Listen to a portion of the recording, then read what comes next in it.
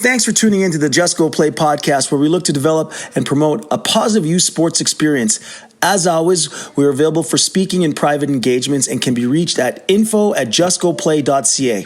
You can also catch full video versions of our podcast on our YouTube channel. And don't forget to visit us at justgoplay.ca. Enjoy the episode. Hi, everyone. Welcome to the Just Go Play podcast. I'm your host, Coach D, also Daryl Devonish, known as Daryl Devonish. Today, we got an amazing show for you. We're fortunate enough to have with us a guy who basically, for the last couple of years, people have been walking around and saying, you got to talk to this guy. This guy sounds just like you. He's all about athlete development and fun and development. He's not all about the W's. You know, you got to talk to this guy. This guy, I swear, this guy's the white version of you, Daryl. And I'm like, okay, who is this guy? This is Dan Noble, guys. Strength conditioning coach, athletic, who specializes in athlete development. We're lucky to have you here. Dan, how you doing, buddy? I'm great, Coach. Thanks for having me on, man. It's exactly the same thing, man. It's like for the last couple of years, everyone's like, do you know Daryl Devonish? Do you know Daryl Devonish? I'm like, you guys really got to meet. So I had to have you on because I was like, this is the guy. And we've had some conversations outside of this podcast today, but I want people to get to know the real Dan and what you've done, not just who you train, but what you've done with athlete development and how you see it. So just to get the ball rolling, Dan, can you give us a little bit of your backstory on how you got to this spot right now, or this place right now in your career? Like, you're seen as one of the top guys in the country for strength conditioning and athlete development, especially from athletes going from, young youth athletes to pros, that transition. Just give us a little bit of your backstory, just so people know who's on stage here today. Yeah, I mean, it's always a dangerous question with me, right? It's because I'll do my best to keep it short, but my journey and my path has not been a typical one or a simple one. I come from pretty humble background. My dad was a minister, and my mom, literally, they met in Bible college, and my mom kind of, worked at, like, I remember her working at a Harvey's drive-through, to kind of help pay the bills so I could play sports as a kid. And just again, very humble beginnings, but parents that were like, my dad played in the OHL, and, sports family, and, kind of sports was, a big focal part of our life. I struggled a lot in school due to the fact I suffered a severe head injury when I was a child. Actually died for a small period of time, technically. So it's a different story for a different day. But when I was 5, I fell from a playground set, like a high up playground set, and basically had to be revived in the hospital, and lost oxygen to my brain. And it was supposed to, again, the doctors didn't think I was going to make it through the night. And if I did, was going to kind of have severe brain damage. And, that's the part where my brother always hops in. He's like, well, that's what's wrong with you. But, so life kind of started out a little rocky for me. And especially in terms of school, again, struggled with some learning disabilities, and sports was kind of the only place where I really kind of excelled and fit into things. And my whole life, I wanted to kind of be, a professional athlete, whether it was hockey or football. That's just all I wanted to do, and football later on became, I was better at hitting people and scoring goals. And so I transitioned into football, and that was my life for 20 years. I went and played at the University of Guelph, and had aspirations, as you did at some point, to kind of play in the CFL. And I tell people, like, when I was at university, it was like, I was there to play football. I was, right or wrong, that was my mentality at the time. And, all I wanted to do was train and eat, sleep, play football. I slept with the football, and it was just my life. And I was lucky while I was there, I had a great strength coach. At that time, not a lot of Canadian universities had strength coaches, and we were lucky enough to have a guy who played by the name of Chris Mumford, who played in the CFL, and was back and kind of ran his own kind of, he was the first time I ever really saw a strength coach, right? Like, you and I really that didn't really exist when we were growing up, right? To make it yourself.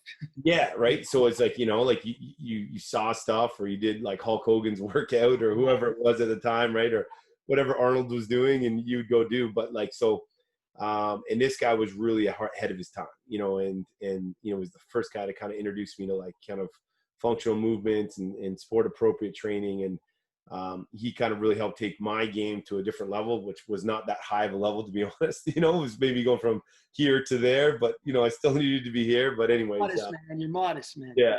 So I was fortunate enough to like had some fun and got to finish my career off and played in Europe. And when I came back, I had no idea what I was going to do with my life.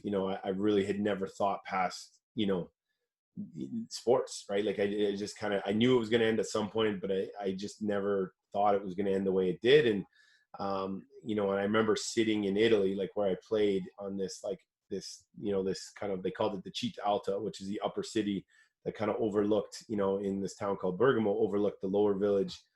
And I was just thinking, I was like, at the time I remember just sitting, meditating and thinking about what was next. And, I knew that I wanted to do something that was involved with people and give back and somewhere where I could have an impact. And, my life, the greatest people that, basically saved my life were teachers and coaches, and again, I had no idea what the path would have been for a strength coach at the time. So I was like, I'm going to go into academics, right? I'm going to teach. And then, so I ended up going to teachers college, and went to teachers college in Buffalo because it's the only place that would accept me for my grades at the time. You know what I mean? And it was actually the first time that like I fell in love with school. Like I never had given learning like a second thought before this, like it was just like, I was not a reader. I was not like, again, like I was your classic 16-year-old meathead that just wanted to lift weights and compete and hit people. And, but when I got to Deauville, like I fell in love with learning, and I started reading and researching and really kind of just, with a mindset of wanting to help, at the time I was like, I want to change education, I want to do this, all these big aspirations, for someone that really struggled in school, like how could I, change it for people like me? And I wanted to work with, kids from, low income neighborhoods and just kids that struggled, that didn't fit into kind of that perfect mold.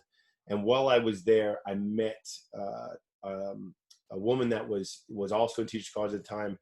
And she's like, I shared my story over and over again in class and talking through conversations. Like, you got to meet my boyfriend, who's now her husband at the time. They were starting the sports academy, and it was called the Hill Academy. And again, I'd never heard of something like this. I'm like, what do you mean? Like, there's a school that's going to have elite level academic. I was a kid, man. Yeah, right. Like I was like, this kind of stuff didn't exist, and I was like, this sounds like a dream job, right? And so I ended up meeting the Merrill family who started the Hill Academy, and the school was just in the process of getting through their first year with like 12 kids, and they were kind of operating out of everywhere, like busing kids around. They had a very kind of like,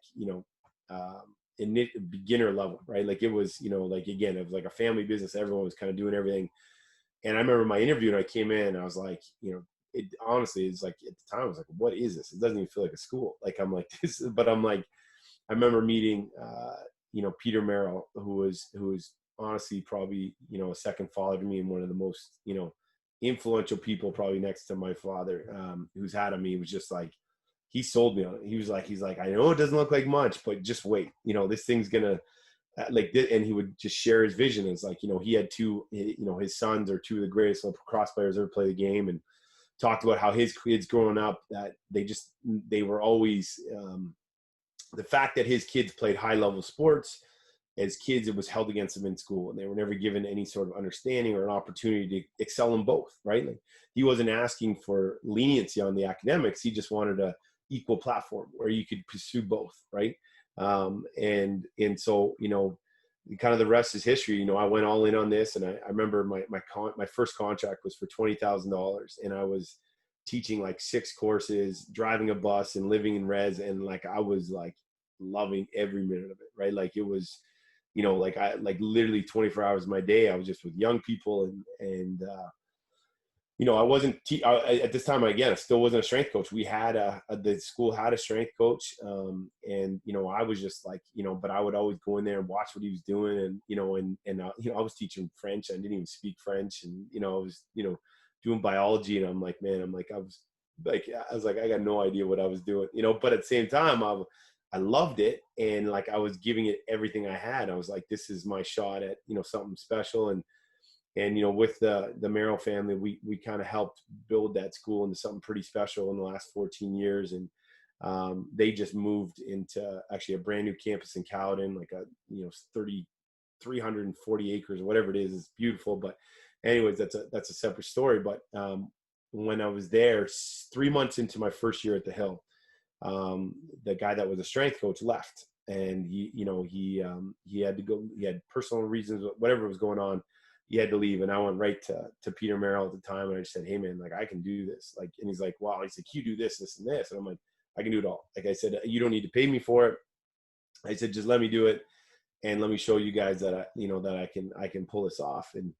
And you know, he's like, "Okay," you know, like he's like, "Yeah, it's good. We can't because we can't pay you anyways." You know what I mean, basically, right? So, I ran with it, man, and man, I was an atrocious strength coach. You know, like I was bad. You know, like all those kids were just. oh man, I ran like I could motivate people to like run through brick walls. But I remember at one point, man, I'm giving these kids speeches about like, you know, if you don't feel like your small intestine is going to pop out your ass, you're not squatting properly, right? Like, you know what I mean? Like, That's and I was the football player in you. That's yeah, well, that's it, right? Like, and yeah. I thought that's what it was, you know, like that's what I was taught. And, you know, my motivation was high, but my knowledge and ability to apply that knowledge was low. And, you know, but the best thing about the one thing I did, like, you know, the first kid that got hurt in my gym, I was like, shit, like, I'm not very good at this, like, you know, and so I went back to that strength coach that was at Guelph, and I went to him and I was like, you know, and he was with the Memphis Bobcats at the time actually, and I just called him and I said, look, man, like I love this, but I suck at it, you know, like can you help me, like, you know, like I didn't take, you know, I you know, I was in school for 6 years, but I did a general BA, right? Like, you know, like Yeah, you know, like I just stayed in school as long as I could. I took every elective possible, you know, and so so I spent 2 years with this guy. I basically kind of hired him as my mentor, and like, you know, and I went down like a knowledge hole, you know, like, and I went from being a guy that, you know, again, like hated science, hated math, hated like, and just like became obsessed with it every day. Like I was, you know, reading journals and textbooks and going back and like, you know, everything that involves strength and conditioning, I was eating up. And it's quite, and the best thing with being at the Hill is that I constantly had the opportunity to hone my craft and refine it and get better. And slowly I would like, all right, guys are not only getting faster, but they're also not getting hurt, right? Guys are getting stronger, but again, that their backs don't hurt, right? Their shoulders don't hurt. They you know, they're not like, they don't need therapy every other day, right? You know, like, and that, you became a student. yeah, 100%. So, you know, again, like in over those 14, then I slowly kind of started my, the Hill, again, couldn't really afford to pay me in those early years. And one of the things that they allowed me to do is kind of start my own private business on the side in the summers that we kind of ended up partnering in, Hill Performance Training. And that's, you know, between that and the Hill and like, you know, the rest kind of like, it just blew up, right? Like every year was kind of like, you know, the Hill would double in size, the summer would double in size. And it would just go from like literally 2 kids in a backyard. You know, actually Brett Ritchie and Nick Ritchie, who both are playing in the NHL right now, are the first 2 kids I ever trained. And like, we were like, we had a tire, a sledgehammer, and med balls in a backyard. And that's what we did. Right. Like, and it was just, it's amazing. I always tell people, I'm like, I even at on my first 8 years at the Hill, we had very minimal equipment.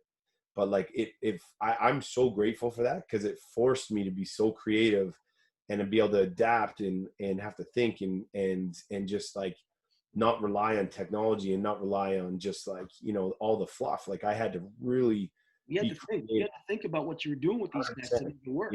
Yeah, 100%. And again, like it got to the point where I was working with 20 to 40 athletes on the hour for 6 hours a day by myself, you know. So I was training, you know, basically 170 athletes by myself, you know, every day, you know, and then after school and the summers, you know. So I calculated once, and I was basically training like, I was almost training like 1,000 athletes a year, you know, like fully by myself, you know, like, and it was just like, And man, again, like at the time, like being young and not married and not having kids, I was like, this is amazing. And then, it slowly started to take its toll, and we had to expand, and we built a great staff at the Hill with, Dre Glissick and Andrew Aves, and just give those guys a little bit of a shout out, and, Paul Dawson, and Damon Edwards, we had a great team. And then I'm kind of moved from being a strength coach to be a little more of a director and managing. But at the end of the day, my heart's been like, I love what I do, and,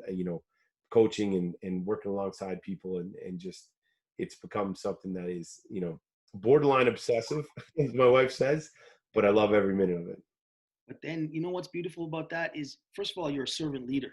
Like you serve these kids, man, and you're leading these kids to a pathway that, like, they would never get to the places they've gotten to through you. And like, that's amazing. Like that story, I wanted you to tell that story. Some people say, that's a long story, but I said, people need to hear that story, because the fact that you took the time and said, hey, I don't know how to do this in the best manner, and you went and seek knowledge. Most trainers, they know what they know, and they don't have that, I don't know, that fortitude or whatnot to say, I don't know, and I'm going to go get help. So that was huge in that story. And I wanted people to hear that you're still learning.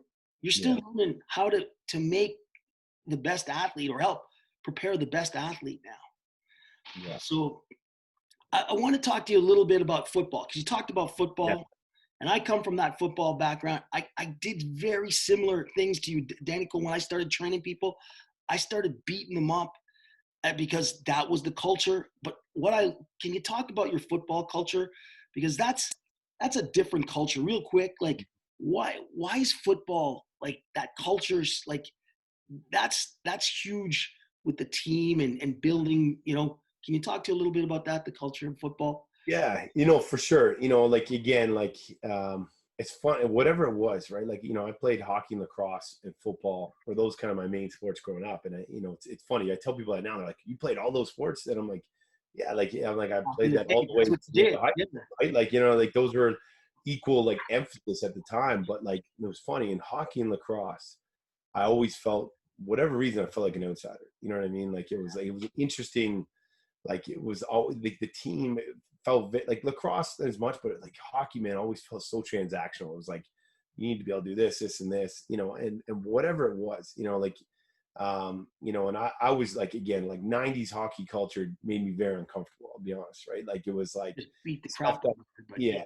Yeah, like the stuff that was going on, the hazing, all that stuff. I was like, ugh, it's just not my world. You know what I mean? And I'm glad that it's really changed. But like, it was just, I didn't, I fought a lot in hockey too. Like, I was, and I hated the fact that I'd be sitting on a bench and someone would tap my shoulder and I'd run in and, have to drop the gloves and either get punched in the face or punch somebody else. And I just never felt great about that,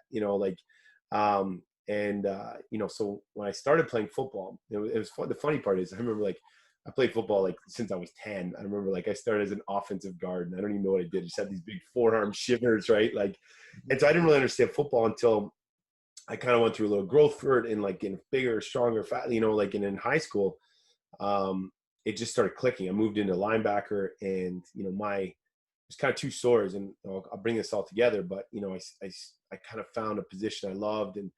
But the thing that always talks to me about football was, my family was kind of, it was a loving family, but it was a broken family. My sister struggles with severe mental illness and addiction. And at a young age, it was a very mental health was not talked about, in those times. And there was a lot of fighting going on in the house, and so, my home became like, I loved football in high school because it kept me from going home, to be honest. Family. That was like family. Right? Like, and I remember, and I tell kids this all the time, like, when I coach, I always start in a huddle and I finish in a huddle, like shoulder to shoulder. And I do that because it's like, that huddle was my family, right? Like, it was the most peaceful place for me in the world.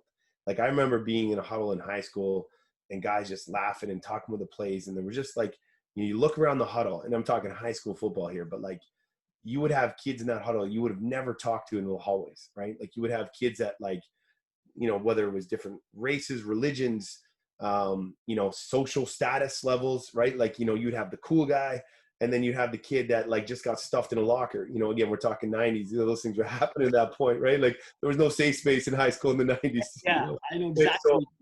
but like that, so, you know, these guys are in a huddle together, and there's just that unbreakable bond, you know, and like that became something that was like, you know, it just became something that like, it was the only time I felt like I could be myself, you know, and I felt whole, you know, to be honest. And so that's where football just became that like drug for me and that I just never wanted to get off the field. Like the field was church for me, right? Like it's funny, my dad being a minister, I spent every freaking Sunday morning and Sunday night in church, but like it never felt like church. You know, when I got on the football field, that was church for me, you know, and those people were my community. And so, yeah. And again, I just, those things for whatever reason, you know, like in lacrosse and hockey, that never existed, but football was just like, you had to rely on those people, you know? And I can relate with that because I felt the same way with my football buddies. Even my buddies, they're still my buddies right now. In that huddle, it didn't matter where you came from, whatnot. We were together, and we had to move, and we had to do things. You had to do your job, and I had to do my job. And if we did our job, we'd be okay. Yeah. Like we were safe. And I like that's the culture, that piece I wanted to talk to you, I wanted to bring out. And I know you're big on that with your teams and your players. You know, especially amongst as a coach now, I feel coaches are good at the X's and O's, but they're not so good at building culture and getting guys to work with each other and play for each other. What's your thoughts on that?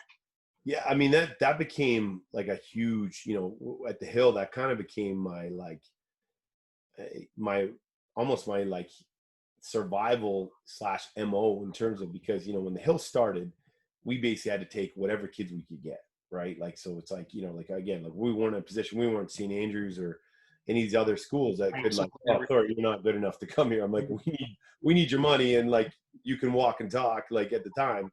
And so, you know, and that's not I don't mean to be a, like, you know, downgrade what we were, but like basically we, those first few years, we were a school with really good athletes, not super high on character, you know, like we struggled with, you know, but that being said, I kind of like, I love those kids, like, because I was like, they were all the kids that like, you read through these kids' report cards, you know, and their student files, and like every teacher saying the same thing, you know, like, oh, this kid struggles with behavioral, you know, he's got this, you know, like it was just negative, like, and then I'm like, well, no wonder why these kids are so like adversarial, right? Like, you know, like school has been so, it's been conflicts since day one, right? And no one's ever taught them how to be a teammate, like especially in the hockey side of things in GTHL. Like, you know, we had some of the best hockey players coming out of Toronto at the time, and like they were just like, hey, like, you know, whatever you need, just let us know, you know, like, and they all of a sudden these guys came to the Hill, and the Hill didn't work like that, you know. And the Merrills and I shared a very similar philosophy on life, is like good people come, you know, good people make good athletes, right? And like, and if you're not a good person first, then we're going to have a problem, right? So so I kind of went from focusing only on the periodization of the physical side of things to like the periodization of the human mindset and character. And so like as I designed out my workouts, I was designing and building in these leadership and character traits, you know. So every week would have a different theme, you know, and like it wouldn't just be a theme or a word on the board. Like this would be something that we would stop you know, like if guys, you know, if there was complaining, defending, or excuses being made, right? Like, you know, or blaming, like, you know, we would stop a full workout, and the lesson would come before the workout, right? Like, because I believe that those foundational pieces of, you know, those intangibles in terms of just being a good teammate, being a good citizen, you know, and being accountable to something bigger than yourself are like, if by building a strong foundation, that outweighed the importance of like finishing our workout or getting to the place where and man, like, you know, it led to some big blowups in the gym. But like, you know, it's really interesting to see the guys that, you know, 5, 10, you know, 12 years later are like, players are writing me letters thanking me for these moments, right? Like, and these guys are now getting married and have full-time jobs and are success, and it's not just about like being professional or going Division I. Like these guys are like, I talked about it. I got an email from a kid, a few days ago, and every Monday we used to do a journal session, right? Like, and where I literally have the kids have journals and they reflect and they write. And the kid wrote up to me, and like I guess he's in the University of Waterloo now, and he's doing a recreation sport program, and he had to write a paper on what he thought a leader was. And I guess he wanted to send me the paper because he wrote about, and I feel bad, but he wrote as me as his pinnacle of being a leader. And I don't like, but like, it's just the points of like him talking about like, he kept all his journals. Like he had 3 full journals of like you were talking about from a 12 to 18-year-old kid keeping journals, right? Like, and how he would, and this was not like a straight A kid. Like this was a kid that came in and had behavioral issues and was a kid that no one ever thought would get to university. And now like, and it was just like that kind of stuff. I was like, man, this is what like the gym is a place where like skill disappears and your character is revealed, and that like, it's such an unbelievable place to develop people and allow people to kind of come as themselves, right? Come where they like, you don't have to be anything more than who you are right now. Meeting them where they are. Yeah, but it's the whole point of like, it's a transformational place, man. And so that was like big of really just kind of going down that hole and not trying to be so much raw cliche type, but like really just trying to understand kids, understand what motivates them, what drives them, what their background is, kids that like, the amount of times that like I would hear like, teachers complain about kids, and then I would go sit and talk to these kids, and I'm like, and you start asking questions, all of a sudden you get down to this, like this kid's parents are going through a divorce, like his, they didn't get to know him. They just put him in a label. They put him in a box. Right. And so it's, and there's a reason, like I've met very few kids, man, that are assholes by choice. You know what I mean? Like, like it's true. It's true, man. There's always something cooking. Yeah. And so, and sometimes that's a result of their parenting, and you got to accept that their parents are a big influence in these kids' lives, but you can still like, again, sometimes the transformation is massive, but sometimes transformation is minimal. But I've been hard pressed to meet somebody that didn't want it. You weren't able to reach them in some way. You know what I mean? In some little way. I've got a couple kids that I remember that like that still stick. But again, like I've always said that it's our job it's not my job as coaches to decide who's coachable and not coachable. My job is to deal with who's ever in front of me. And if this kid's been placed in front of me, they're in front of me for a reason. I got to give them everything I got. I love it, man. That's quality coaching, and that's what this podcast is all about. Now, since we're talking about youth sports, I want what's your current view on youth sports and how kids are being coached? Let's talk with parent involvement. Let's continue on that note, as you just sort of said. What's your view on the current landscape? Yeah, and obviously it's something you and I have talked about quite a bit, and I'm pretty passionate about having a 10-year-old and a 9-year-old and that are are heavily involved in sports. But it's interesting, coming back to what we were talking about with high school sports when we were growing up, is that when you and I played football or played hockey, like, yes, we may have dreamt about playing pro, but it was never why we played. And it was we may have known one person that had a chance or a tryout this thing, but like you didn't know, like, the idea of playing professional sports at a young age was like, it was kind of like the sand lottery, you know what I mean? Like and we're now, whether with the, the development in like social media and the decline in physical education and the emphasis on physical education is, high school sports has pretty much, died in Canada. Yeah. In that you've had the rise in privatization of sports, and so what I've seen from that is you've got this private sector, and I'm in the private sector, so I'll hold myself to the same standard that, I'll be the first one to criticize people for, but like you have a lot of guys that are selling the dream, that they've taken a lot of people that never played, like parents that never played sports growing up, but now, with, that are affluent or have means to kind of go back and put their kids in situations. And so they have guys that are like, you do this, this, and this, it's going to equal this. Right. And that's what, a lot of these parents, if you strip everything back, the only reason why they're putting their kids in sports is if there's something at the end of the rainbow, and that's a problem, right? Because a lot of the time is like, and that's not just sports, it's anything in life, right? Like there's not always a reward, right? Like, you know what I mean? Like, and like this whole thing, like where, I was in the stands last week with, and I heard a parent talking to her kid.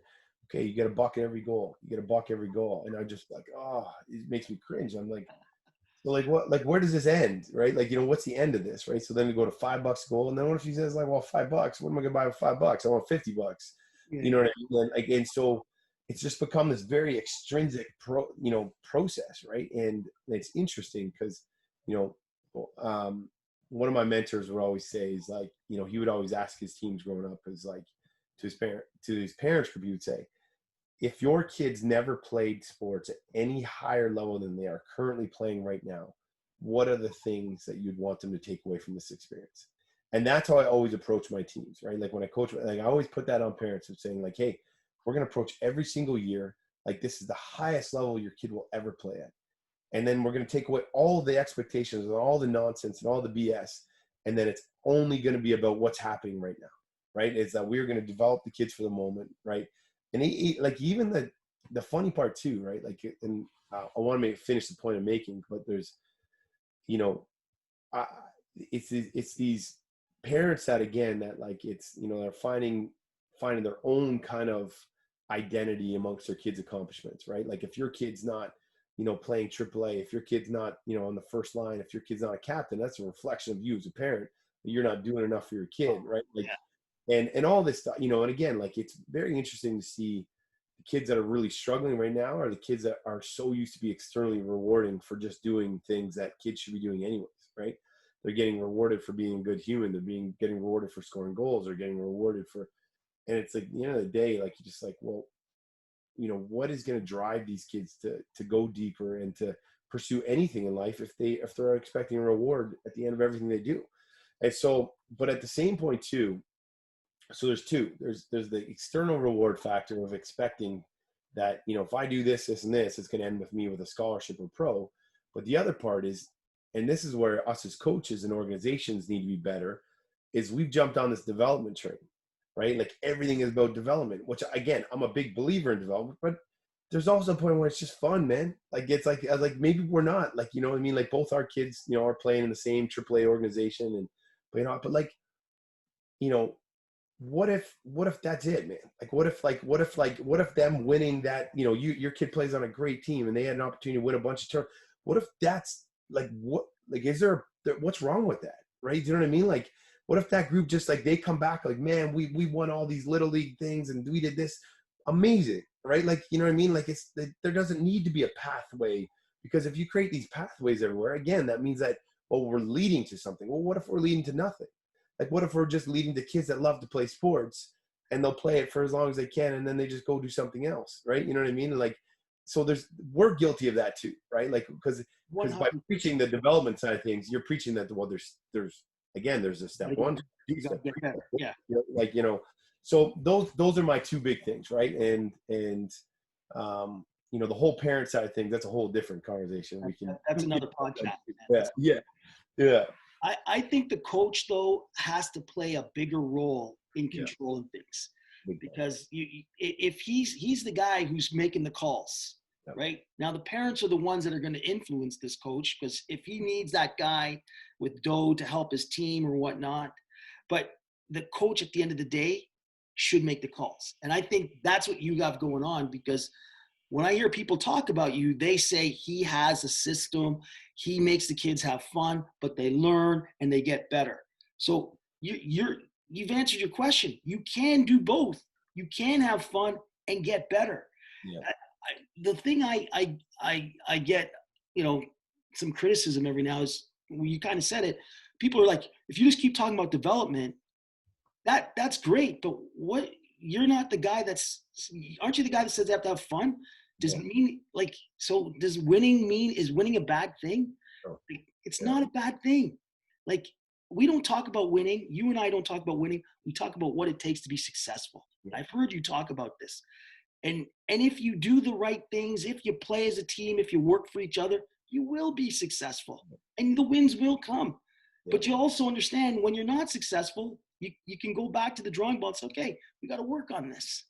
And that's what I think you do well, because I've talked to kids you've worked with and parents. They're like, at the end of the day, it was just a game, and they're getting better. They know they're going to keep getting better, right? So it's interesting, right? Like because I've one of the big things for me is like because there's two points that you really touched on are good, right? Like it's like coaches used to be like community coaches used to be people like yourself, right? Like that phys ed graduates, like they had some sort of background, and they didn't get paid, right? And that's one thing is like, so I refuse, and this is my personal, I'm not saying this is the way it needs to be, but like I refuse to be paid to coach my kids' sports, right? Like I was like, this is my time to, I have business things and I have community things, right? Like, and for me, coaching kids' sports is a community project. And that's where I try to think on a bigger scale. And this is about something that's contributing back to the greater good. But, it's interesting. Like, I've been in those tournament situations where I've shortened a bench, right? Like, and I've driven those kids out and I was like, I go back in the hallway and I got to go back and they're facing these kids with tears in their eyes. And and I'm like, man, you just went against everything you believe in here. Right. But at the same time, so I'll go in there and like, I always my kids, like people, right. Like, I'm never scared to apologize, and like, there was a tournament we played in last year and I got like the winning like I've got that dark pasture with me that follows me everywhere, like that competitive bug, right? Like I own it, I've talked about that, right? Like I come across like it's all, but I'm like, I battle that guy all the time, right? Like, and so he got the best of me in that one, and I shortened the bench, quite a bit, and I came back in, and I brought the parents in the locker room, and I brought everyone. I said, I said, I'm sorry. I said, you know what? I made a decision, and then I got so far down that tunnel of trying to chase, that, I made a mistake and I'm sorry. But the one thing I did say to the kids too is like, though, I want to give everybody the opportunity to be the guy, to have the opportunity to be on in those minutes. Right.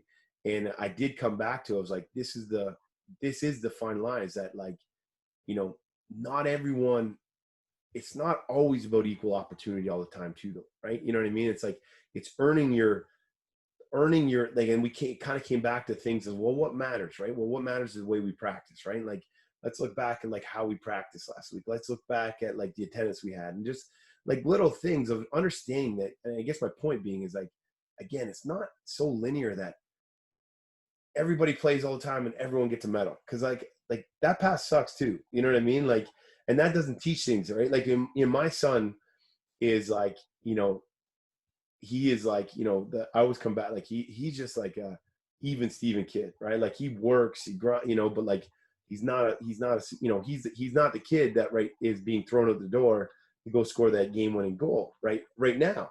But like, it's interesting that like, as I try to like run the lines and do these things, it's interesting to see like, that he's his own greatest, like he knows that, right? Like, you know what I mean? Like he goes on, he wants to push more than we think. kids, but like, it's a conversation we can have, right? Like, it's like, it's like, like, and sometimes I put the kids in positions where they can be coaches, right? Like, and let them make these decisions. And, but like, I just think it's like, and I'm kind of bouncing all over the place here, but like, I just think it's not as simple as being a black and white issue, right? Like, is that it's okay, like you said, like it's okay to want to win sometimes and compete and sacrifice, but it's what is happening all the time. Like, what is the culture? What was the intentions behind the decisions?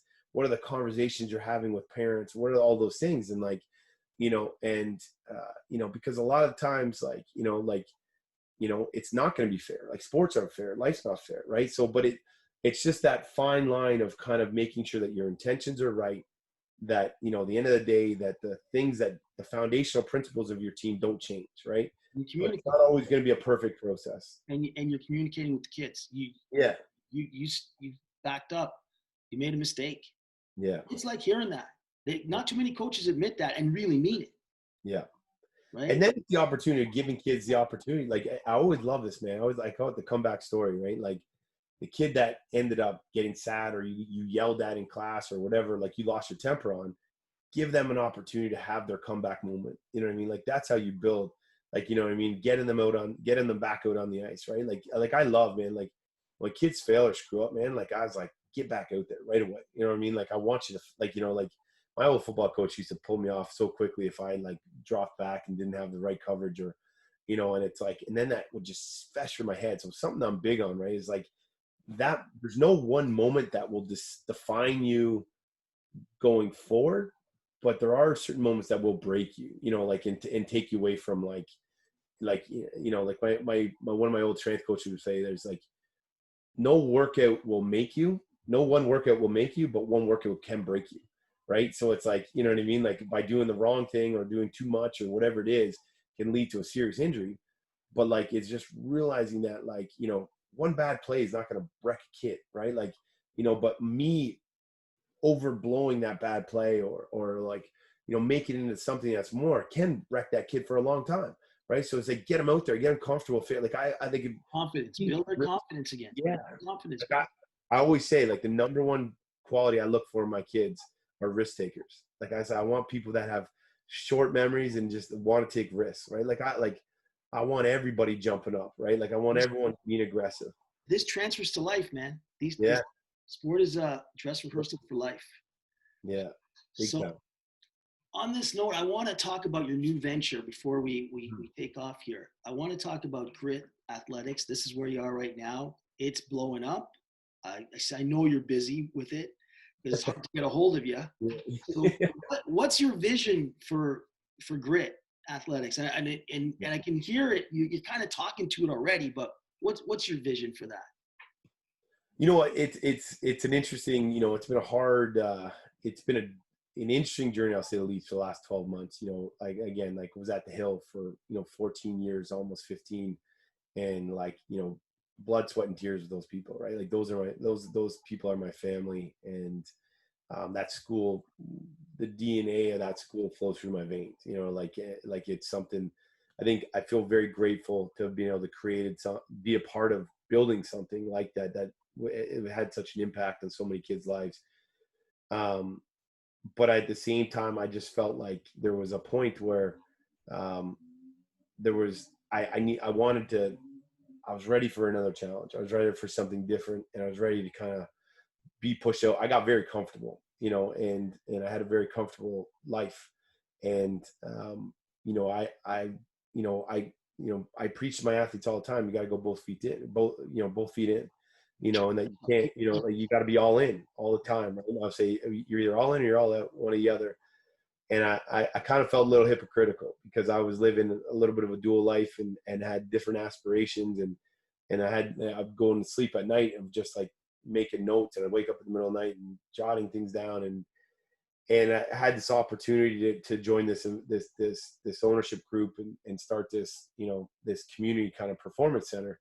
And it just felt right. It felt like the right time. And the biggest thing that I think I'm looking at, I want to build is return to like community-based programming. Like we are a high performance center, so to say. We do service, Olympians and professionals and all that stuff. But at the end of the day, the DNA of this place, I want to be, is that like allows kids from all levels to have a place to come and make it feel like home. And it's very much similar to what the Hill became home to kids. It became a refuge, right? Like, it was not, they came in with the idea thinking that this was going to be a transactional approach to, I come here and I get this. And they ended up coming in and gaining a transformational experience and gaining far more than they ever thought. And that's what I want to bring that to the mass scales on a grassroots level of like, getting back to like educating not only kids on it, but parents as well on the processes of like, helping to rebuild a generation of kids that have mental health issues that are like on the rise and Right now, yeah. growing and flourishing, and like kids have physical literacy, and like and just their physical health is just declining, and like so there's a big part where I just want to kind of like, it's almost like I always said it was like it's a return to like club sports, right? Like of just like what it was like in like that kids are coming to play, and I don't care if you're a single A baseball player or a single A hockey player, you get to come here and train like you're going to the NHL today. You know what I mean? And I don't mean like train that you're going to the NHL, but like be treated as the opportunity that you can come and compete and train and feel like for this hour and 15 minutes or whatever it is that you're the man, right? Like you can compete, and you got coaches that care about you and are going to challenge you not only physically but personally, and you're going to walk out there and have learned things, but also learn things about yourself, and the idea is that when I send you out, your reflection, now you're going to go out there and you're going to impact somebody else, right? And then you're going to go impact somebody else. And just again of taking out, like the sports changed my life, and I think it's changed yours too. Sure. In what I've seen over the last 14 years of being involved in high level sport, that I've started seeing a trend of it breaking people more than it started to make people. And I wanted to be a part of bringing back the purity of sports and like showing that how it can be such a transformational tool and change people's lives. And that's what I wanted to do, is just create a platform to use sports to impact people in a way that hopefully empowers them to go be game changers, world changers, right? Like to go change the world, whether that's at the professional level, at the minor level, but like dream big, man, and work your ass off and do what you got to do to go do great things in this world. But I just want to kind of challenge the parent and challenge the narrative right now in terms of and make people a little uncomfortable, because again, like there's a lot of people out there that have owned this market for a long time that have been selling a lot of bullshit to people. Excuse my language. And I'm trying to kind of Amen, buddy. Amen. is collaborate and just create a positive narrative around youth sports, and make it about people rather than about accolades and awards. And so I don't know if that makes, I don't know if that's a mission statement, but it's a long-winded That's a answer. mission, vision. Like Yeah. that's a business plan, core values all rolled up in one, man. Yeah.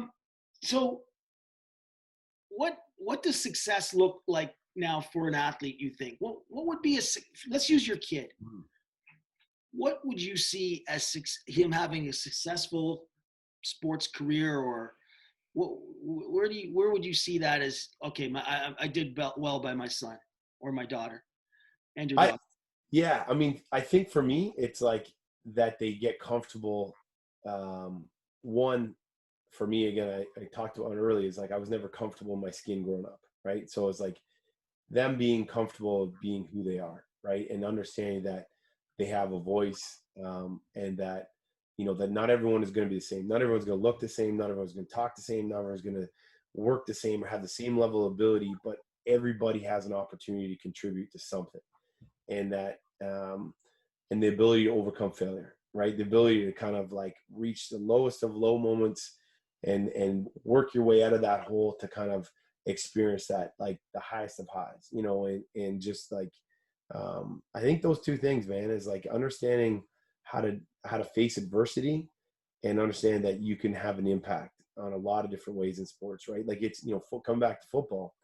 There's guys that play 5 plays a game of football, but like they have an impact. You can play you make one special team tackle could change a game, right? Like, but kickoff may happen 5 times in a game, and you can make a game changing play. You have that, one play, you're on the field for 10 seconds and you can make a play that changes the whole game. And this just that ability is that, like, it's not only about the best player on the team. It's not only about the guys playing the most or on the, it's like you contribute, you have a role, and that it's bigger than you, and that, it's interesting. We've got we're giving our jerseys out to our team on Saturday, and it's something that I always thought was weird, like what they do with these kids, and they hang their jerseys up, and they, like they get treated like professional hockey players, and they sign these cards. You see that? It's crazy. Yeah, and I was just like, like in our parent group kind of talked about doing something like that. I was like, it doesn't fit well with my soul, like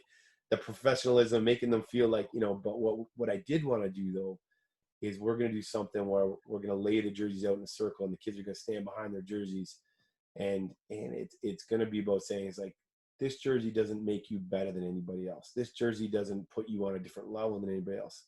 All it signifies is that you're a part of something here, right? And as much as the world is broken and divided right now, and that, you know, we're hurting and we're lost and we don't know where we stand and we don't know what's next, we don't know what tomorrow's going to bring, by taking this jersey and putting on, you know that the person that also has this jersey on is always going to be there for you. And that every time you come together with these jerseys on, we're together and we're a family. And these people are going to, by putting that on, and I'm going to make this very clear, is like, you're acknowledging that you're going to have everybody's backs here no matter what.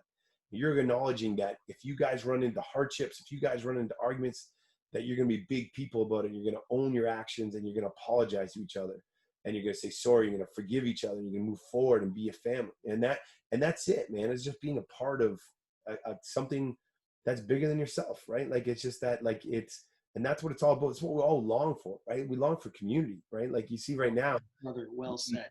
Stay home and live in isolation and hide and close the door. And it's heartbreaking, man, because we're not designed to live in isolation, man. We're designed to live in a community. And so that's it. I think it's like, that's where I was like, just to be a part of a community where you know that people have your back and that are going to stand by you no matter how bad things get, you know, and that's kind of it. I love it, man. Last question, last one. When Dan Noble is gone, long gone, 100 years from now, what are guys going to, not 100, 50 years from now, what are guys going to say? What kind of coach was Dan Noble? What did I get from Dan Noble? What are they going to say, man? That's beautiful, man. Like, what are they going to say? You get me all Sorry, man. Sorry, but you listen. You got me going with that circle, man. What are they going to say? What are they going to say? I think greatness, man. He taught me how to be great. I think that's what he's going to say. He taught me how to be a better person. Yeah, and that's what I hope, man. I hope that I always say to kids, I was like, I want you to see you. I want you to see yourself the way I see you. You know, I want you to be able to look in the mirror and see the person and realize how good you could be, not as a player, but as a person, and how powerful your voice is, and that I always believed in them. Like, and that's my thing, is that, like, exactly said, is that, like, everybody's got a little bit of greatness in them, right? And where that greatness is going to be applied in life, nobody knows. But if we can get more people to believe that they got that level of greatness in them and they can impact this world, you know, that would make me feel like, I mean, that's why I'm in it, man, is to try to make this world a better place, right? That's why you're going to be in this for forever, because it's not a job, man. It's what you do. It's what you do. Yeah. I love it, man. How do people find Grit, man? If they want to get a hold of you, man, or join up in the community, how would they, man? Because listen, just listen to that speech. I wish I was a kid again. I want to join your program, man. No, it's all, I appreciate it.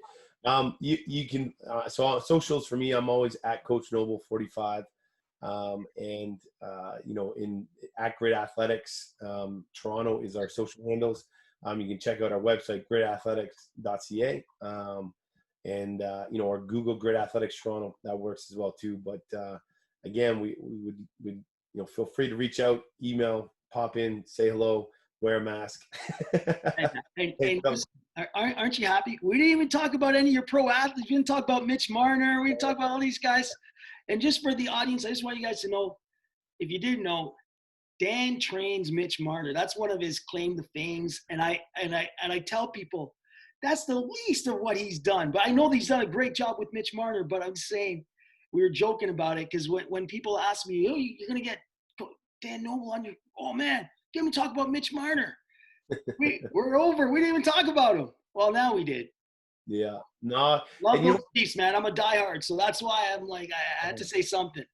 But you know what the interesting thing is, though, is the approach with Mitch and some of those other guys is always the same, right? It's always about, you know, it's you know, supporting Mitch through his hard times and high times, and talking to him as a person. And the one reason why, because I get a lot of questions about, well, how do I work with professional athletes? Is like, well, I'm like, yes, you have to be good at your craft, right? Like, you have to be committed to your craft. But also part two is like, if, you know, those guys all know that I care about them as people first, and that they're not a they're not a poster for me. They're not a transaction. Is that they know not only are they going to get better, but they also know they have somebody that's going to stand by them, no matter how hard things get, right? And this that, and that's what I always say. It's like the same way we talked about working with the 10-year-old kid, it still applies to the 25-year-old kid, because guess what?